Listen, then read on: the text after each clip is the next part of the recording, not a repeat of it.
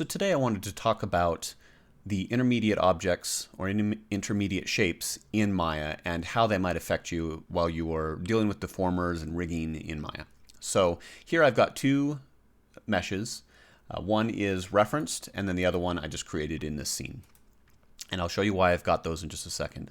So here on this mesh, you can see that I've got the transform node, the shape node, and then just the initial shading group and Lambert one.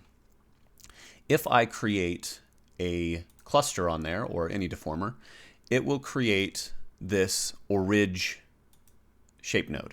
And all it is a duplicate that has had this orig suffix appended to it, and then the intermediate object checkbox turned on. And what this does is it makes that shape no longer visible in the viewport or in the outliner.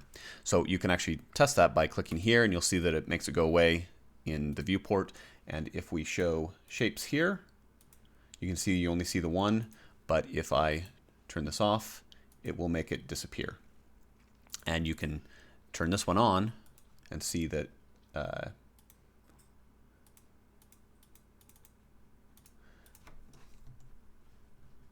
let's see, I think I got to refresh the outliner. That's interesting. So it is there. Let's see. There we go. I duplicated it. So yeah, I guess that's a little small bug in Maya that you can actually make it not able to pop back up unless you refresh it in some way. So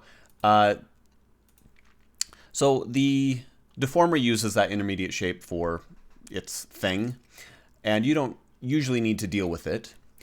But you'll notice that if you duplicate the mesh, that this duplicate still has the orig shape. And if I create a deformer on there, you'll see that it now has two of these intermediate shapes. And then if you duplicate it again, apply a deformer, now it will have three, and so on and so forth. So it can potentially get really messy having a whole bunch of these intermediate shapes, and it doesn't need multiple. It only needs one if you're applying a deformer. So I recommend cleaning these out. And one way you can do that is before you get to that point, so you duplicate this, you can search for this by name, and it'll select it, and you can delete, and now this is cleaned up. Or if I undo that, you can pick walk down with the arrow keys down and then over until you get it, and then now it's selected and you can delete it that way. Or you can do it with code, and I've done that. I've got this script here that will delete history, and it grabs all the shapes of the selected node, and if it has this intermediate object checked on, it will delete it. So but manually it's fairly easy if that's what you're wanting to do. Now, this referenced version, it behaves just a little bit different, and I'm not going to go really deep into it, but just to show you, just so you know kind of what's going on. If I apply a deformer to that, you'll see it turned the original shape into the intermediate object, and it duplicated and called this one deformed.